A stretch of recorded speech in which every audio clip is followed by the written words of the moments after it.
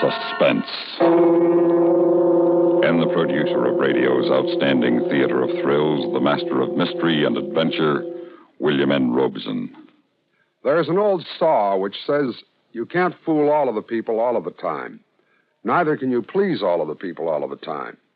Recently, our presentation of Edgar Allan Poe's great horror story, The Pit and the Pendulum, displeased some listeners who felt that we should not have made the Spanish Inquisition the villain. Yet, had we not done so, we would have displeased others who feel that Poe's classic story should not be tampered with. We face a similar quandary with tonight's story. It concerns a man who steals another man's wife. For dramatic reasons, which shall be evident, the wife stealer is a psychoanalyst. But let it be emphasized that this is not to be construed as a condemnation of psychoanalysis any more than it is a condemnation of wayward wives or a justification of murdering husbands.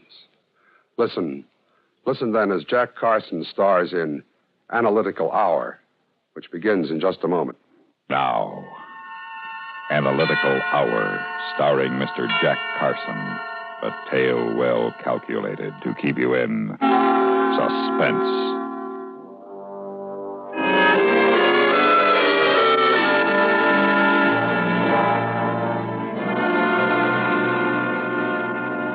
I've told you before, Margaret, I don't think it's wise for you to phone me at the office like this.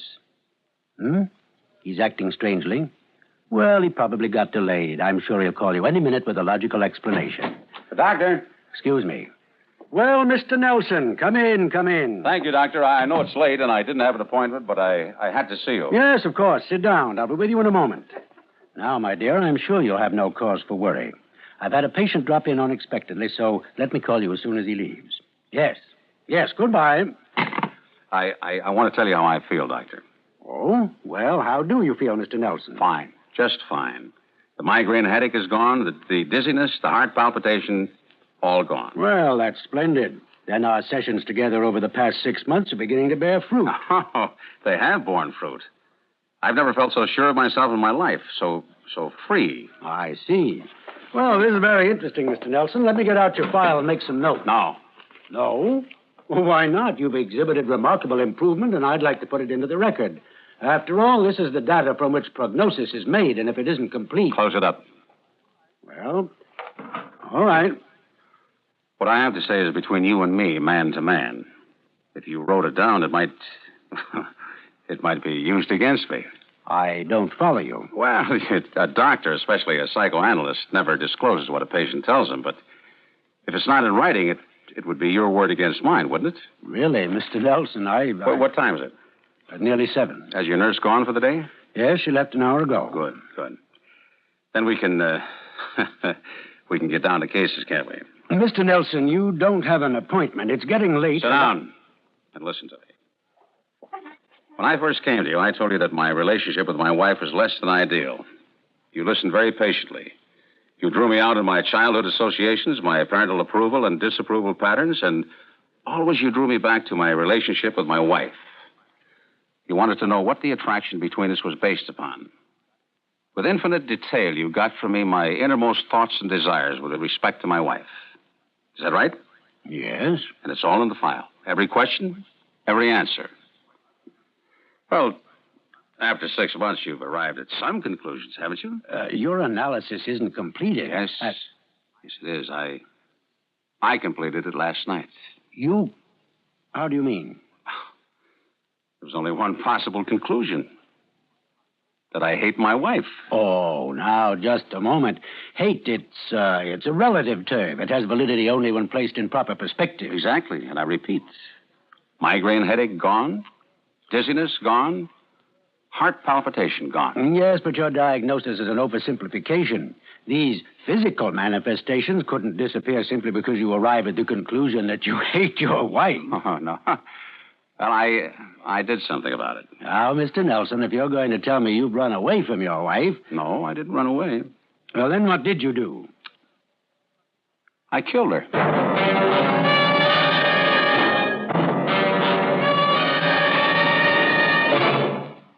And now, starring Mr. Jack Carson, Act 2 of Analytical Hour.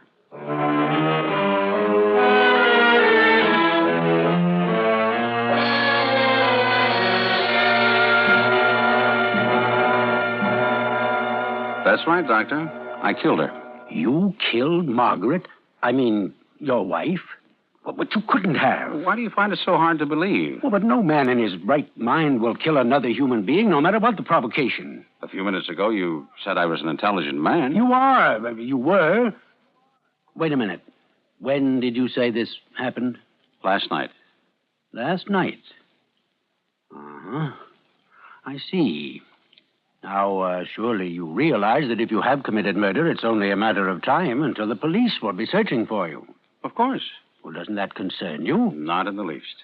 Then if you have no intention of running or of hiding, you should give yourself up right now. No, not yet. Why? We haven't finished our discussion. Mr. Nelson, what have we to discuss? Murder as a solution to a personally untenable situation is not acceptable in the eyes of society. At first you were startled, Doctor, but now you're giving me a lecture on the ethics and morality of murder, as if we were having a disinterested conversation in logic. Could it be that you doubt I killed her? If you say you did, why should I doubt you? Your reaction. Reaction is a key word in the medical and psychiatric fields, isn't it? Yes. Then why are you taking the murder of my wife so lightly? I've had years of professional training, and I'm not going to panic just because a patient tells me he's committed murder. Telling you is one thing. Your believing it is another. If you believed it, under the circumstances, I think it would ruffle your professional calm. All right, I don't believe you. This is a mental quirk. It's an aberration, a figment of your imagination. Is it? You haven't committed murder. Oh, undoubtedly you wanted to, but you've substituted the desire for the fact. The pattern's perfectly clear. Now, I'm going to shock you, Mr. Nelson, because we've reached the point in your analysis where shock will be of the utmost value to you. All right. And then I'm going to recommend that you take legal steps to divorce your wife. Get rid of the physical cause of this fixation of yours, and eventually you'll achieve a normal mental outlook. Is that clear? Yeah, perfectly. But not very logical. Why not? How can I divorce a woman who is dead? Your wife is not dead. You know, I was wondering when you'd tell me I should divorce her. It's too bad you waited so long. No, stop it. Can't I convince you? You're imagining all this. You're playing games with your mind. Now, if you continue like this, it could lead to permanent insanity. Now, listen to what I'm going to tell you. I'm listening. When you walked into this office a few moments ago, I was talking on the telephone. Is that correct? Yes. I was talking to Margaret, your wife. She is alive, Mr. Nelson. Quite alive.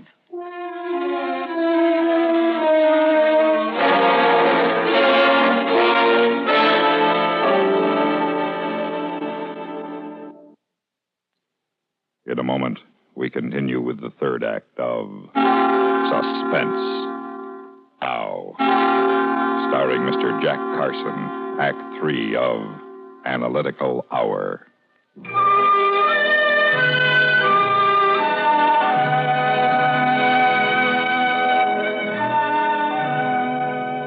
I tell you, Mr. Nelson, your wife is alive. I know. You know. Well, perhaps I didn't know what I suspected it. Good heavens, man, I've just told you your wife is alive. I have positive personal knowledge that this is a fact. Now, doesn't that make an impression on you? Yes, it makes an impression on me, but not in the way you think. You still persist in this hallucination that you've committed murder. You called her Margaret. I beg your pardon? My wife. You called her Margaret. Now, let me ask you a question, Doctor. Do you always refer to the wives of your male patients by their first name? Well, I used it for emphasis. Mm-hmm. For emphasis. During the past 6 months, you have referred to her as Mrs. Nelson or your wife, but never as Margaret.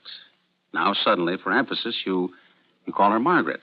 What are you driving at? Your reactions are becoming less professional and considerably more human, Doctor. I'll tell you what I'm driving at. Officially, you met Margaret just once. 6 months ago, when we both came here to set up the series of appointments for me. If you'll remember, it was Margaret who thought psychoanalysis would help me. She's the one who selected you, and for a very good reason. If you're insinuating... I'm not insinuating, I'm telling you. There never has been anything wrong with me that couldn't have been remedied by an honest wife, a feeling of marital security. But she's destroyed that with your active and willing help. You know what you're saying. Certainly. My wife and you are lovers. You have been for months, even before I met you. All right. Let's drop the doctor-patient relationship. Suppose I were to admit it. Suppose I asked you to get a divorce, not for psychiatric reasons, but so I could marry Margaret. Would you do it? Oh, no. It's too late. Why? Look, I'll admit everything you say. Margaret and I have been in love with each other for nearly a year. We thought we'd kept it a secret from you, from everyone. I honestly thought if I could take you far enough in analysis, I could get you to realize that she is not the woman for you. That you aren't and never would be really happy together. You can't tamper with emotions this way. You're not God. No, but I'm human. So you are. Subject to anguish, despair, and anxiety. Do you think I've liked this situation, that I've enjoyed it? You've been a willing party to it. Then let's end it right now. Let me call Margaret, ask her to come here to the office where the three of us can discuss this situation as reasonable, intelligent, adult human beings. Go ahead. One thing still concerns me. Why were you so insistent that you killed her? Well, you called it playing games with my mind. I know that's dangerous. Possible incipient form of schizophrenia. I'll have to work with you on that. It could get you into trouble. Depends on your definition of trouble. Hello? Hello, Margaret. Yes. Yes, I'm still at the office. No, he's here with me. Now, Margaret, there's nothing to be alarmed about. I want you to come here right away. As soon as possible. You'll drive right over. Good. Yes, he knows. All right. Half an hour. Intelligent, adult human beings. You know, this is going to be good for all of us. No more dissembling or hiding our true emotions. I'm glad you came here this evening and demanded a showdown. It indicates more emotional maturity than I thought you possessed. Doctor, you know what I do for a living? Yes, you're some sort of a chemist. Yes, a chemist. And do you know my specialty? Something to do with foods, I believe. That's right. If you were contemplating murder, you'd utilize the materials about which you knew the most, wouldn't you? Oh, now, don't start that again. I'm not contemplating murder, and neither are you. Oh, I can understand why you feel as you do, but this is a phase that'll pass. When Margaret gets here, we'll talk it out, and you'll be a free man emotionally. I am now. Not if you persist in bringing up the subject of murder. It's going to be a fact to you sooner than you think. All right. If it'll make you feel better, talk about it. But Margaret is alive, and nothing you think or say can change that. Now, I'm going to shock you. I'm quite certain I'll be more successful than you were with me. I don't know what you're talking about. Do you know what botulism is? Of course. It's a type of food poisoning. Yes. Food poisoning caused by a toxin produced when foods are improperly canned. Or it could be introduced into foods which had never been canned at all, if one knew how to do it. Still on the murder theme, huh? Botulism toxin attacks the nervous system, distorts vision, causes muscular weakness. If antitoxin serum is not used, death usually follows from respiratory paralysis. That's very ingenious, but I don't... Oh, no. Beginning to get it, eh? Of course, you know, symptoms of botulism appear 18 to 36 hours after consumption of poisoned food. No. Margaret is in her 25th hour at this moment. You fiend. You are shocked. By the way, it would be dangerous for a person to drive an automobile when the poison might strike at any moment. Margaret. Put down that phone. I've got to phone the police. It's too late for that. You're not going to call the police or anyone else. Margaret. How does it feel, Doctor? Apply the clinical technique. Come up with a prognosis. Do something. Make a break for the door. Reach for the gun in your desk. Try to reason with me. You're insane. You're utterly insane. I'm playing God, just as you have with me for 6 months. Only it doesn't take me as long. Now I'm going to give you a prognosis, Doctor. When Margaret gets here, if she gets here, you're going to watch her die. Then I'm going to watch you die.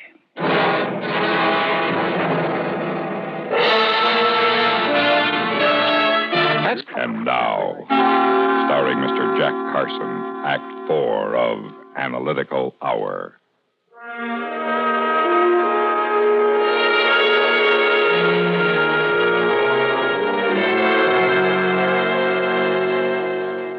It's been a half hour, Doctor. It doesn't appear Margaret's going to make it, does it?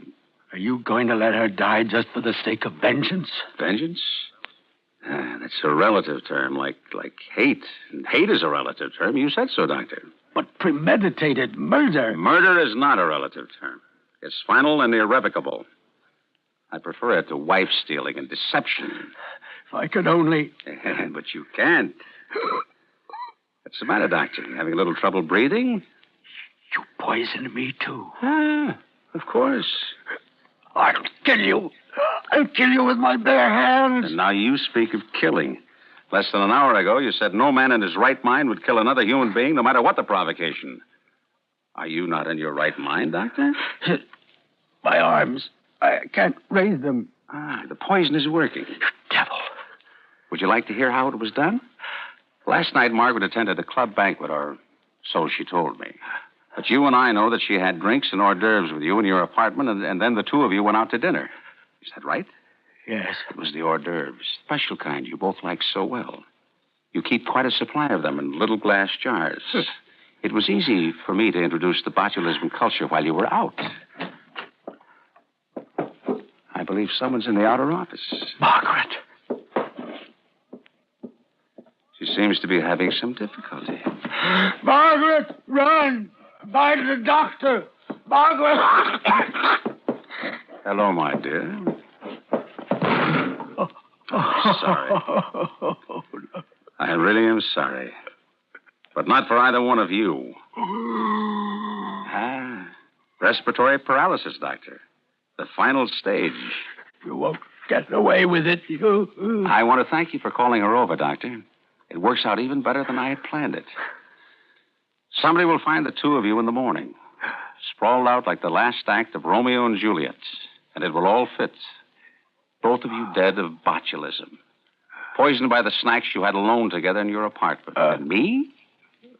Nobody saw me walk in, and nobody sees me walk out. It couldn't be better. You... Goodbye, Doctor. Hey, is anybody in there? Who is it? Police. Police? Did a woman come in here? What woman, officer? She was driving like she was drunk. Ran through 2 red lights. She came in this building. Is that her, officer? Yeah. What's the matter with her? She's dead. And him? He's dead, too. What do you know about this? Enough. Enough to hang me.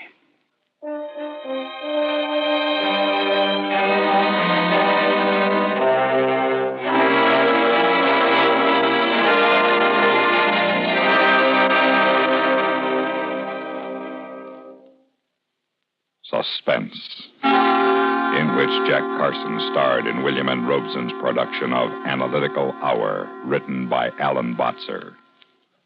Supporting Jack Carson in tonight's story were John Hoyt and Sam Pierce. Listen. Listen again next week, when we return with another tale well calculated to keep you in suspense.